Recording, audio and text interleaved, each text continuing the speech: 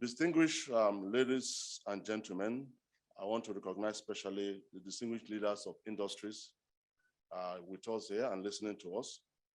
I want to recognize members of the World Bank and fellow citizens of this great country, Nigeria. It brings me great pleasure to deliver this keynote at a time like this in our country, and it is my message of hope to our nation, Nigeria. The future smiles brightly upon us, and the opportunities around us are so enormous, we barely scratched the surface.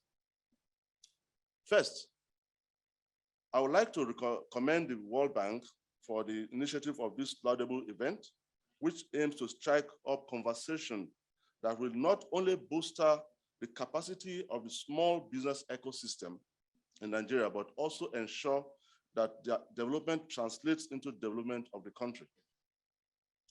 Indeed, as we all know, small businesses have huge potentials to spur significant change within the country. Opportunities abound for entrepreneurs within this ecosystem to take on the issues gorging on the core of our economic system in little bits, as much as their capacity will allow them. Ladies and gentlemen, from agriculture to education, health, energy, manufacturing, the prospects are endless. I believe the hope we seek lies here, that this ecosystem will become the propelling force for growth, development, and inclusion across the geographical lines of this great nation, Nigeria. For many years, small businesses have been the springboard for social and economic development among many nations of the world. Year after year, global economies are reaping their dividends. And this obviously does not leave out Nigeria, where small businesses account for about 96% of all businesses in the country, about 84% of all jobs, and 50% of total GDP. These are impressive figures. However, when we take a deeper look at the small business ecosystem, we'll see all the odds stacked up against them. And despite these hurdles, they remain unrelenting, locking their horns in the fight for economic freedom and sustainability. This is the spirit of the Nigerian entrepreneur. I can assure you, they are very unbending, unwavering, and they are highly driven. One does not break, they don't even break, even when they have odds of such as greater challenges facing them and the probabilities of success even staring them negatively. It is on the back of these kinds of entrepreneurs that the stories of capitalism, social impact, wealth, and prosperity finds expression. According to a study conducted by PwC in Nigeria on the small business ecosystem in Nigeria, it was discovered that some of the pressing issues MSMEs face in Nigeria include: one, finding customers, that is having access to a market all over the world, even within Nigeria. They have issues around infrastructural deficits, issues about insufficient cash flows that make them unattractive to be banked. Multiple taxation is also one of the issues that they raise that constitutes a huge burden for the MSMEs. In addition to that, some of them also believe that unskilled labor force in Nigeria is a major problem they face. Like the Honorable Minister even recognized, in Nigeria, electricity continues to account for the biggest cost to daily operations, which has resulted in folding up of many businesses and compares the exit of approximately 1 out of every small firm from the Nigerian economy. This is quite huge and quite challenging. The International Monetary Fund has also noted that lack of access to reliable electricity costs the Nigerian economy an estimated $29 billion a year. Despite all these challenges, one other predominant barrier, which many studies have alluded to as the most pressing issue, which small businesses in Nigeria grapple with, is a lot today remains access to finance. That has been a major issue all over the years and up to now. While it is clear that progress is being made to support this vibrant ecosystem, we still have more ground to conquer to become effective institutional drivers in catalyzing supply and access to finance by Nigerian small businesses. The Development Bank of Nigeria was founded at an auspicious time as the world stands at the crossroads of increasing prosperity complemented with extreme poverty and environmental degradation and depletion of the earth's resources. It is in recognition of this that over the first 4 years of our institution's existence, the bank has positioned itself at the nexus of economic development, sustainability, and helping entrepreneurs realize their potentials. As Nigeria's foremost wholesale development finance institution, fully given to the mandate of alleviating financing constraints for underserved MSMEs in Nigeria, we remain ever committed to our role in driving sustainable economic growth in the Nigerian economy.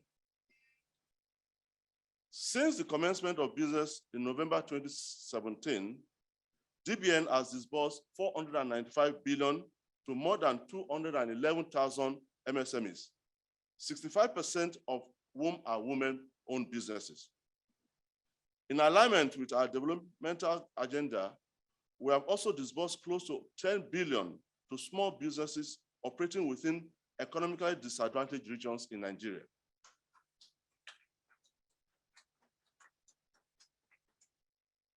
DBN's intervention has also spread across various sectors.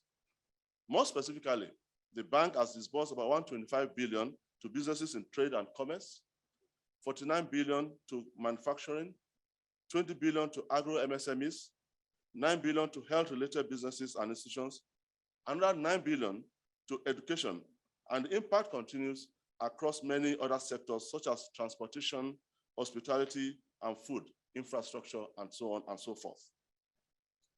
Within 4 years of our operation, we have also delivered trainings to more than 1,300 business owners across various sectors and regions in the country. This is done in partnership with training providers experienced in MSME development, such as Google Africa, Enterprise Development Center in the Lagos Business School, and Wider Perspectives Limited, and other trainings ranging from accounting and record keeping, marketing, management, negotiations, to green financing, sustainability, and business planning. We have witnessed immense success at these trainings as the beneficiaries have demonstrated improved understanding of the industries they operate, as well as how to develop and defend their business plans. Going forward, we will continue to meet these critical financing needs by expanding our channels of disbursement, spreading impact to economically challenged regions, and creating more products for market segments. We'll also continue to stimulate the demand for finance by providing capacity building programs for finance seekers, increasing the reach of our awareness to reach more financially underserved MSME segment, and driving more advocacy for MSMEs to help improve the environment and ultimately change the narrative of development in Nigeria. The bank will also continue to catalyze supply for finance by offsetting and mitigating risks and augmenting the capacity of our participating financial institutions to address the MSME financing gap within the country. Ladies and gentlemen, looking into our 5th year of operation, we plan to consolidate our positioning as the foremost promoter of social and economic development in Nigeria. We also intend to strengthen our catalytic role in the private sector to enhance development impact in key areas such as gender and youth empowerment, first-time access, and startups. We also aim to amplify our sustainability drive through the full implementation of our green finance strategy and the Green Climate Fund GCF accreditation as a direct access entity. We plan to crowd in social and impact funding to build balance sheet resilience amidst the challenging macro and business landscapes. And last but not the least, to continue building our internal capacity to drive the growth ambition of the institution and create sustained impact among businesses and ultimately the Nigerian economy. By way of conclusion, ladies and gentlemen, Let me stress once again that the challenge of accessing capital in this ecosystem is enormous. I'm happy that we have some of the participating financial institutions here who are going to be on the panel, and they will share some of the experiences of these small businesses, how they find it difficult to access financing in this climate.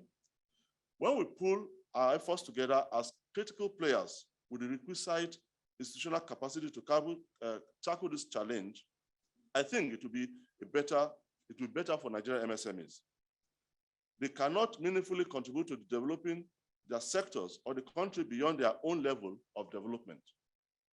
That is why we have brought together industry leaders and specialists to present the challenges and discuss the way forward. Ladies and gentlemen, I round up with these timeless and instructive words from Helen Keller. Alone, we can do little. Together, we can do so much. Thank you, ladies and gentlemen.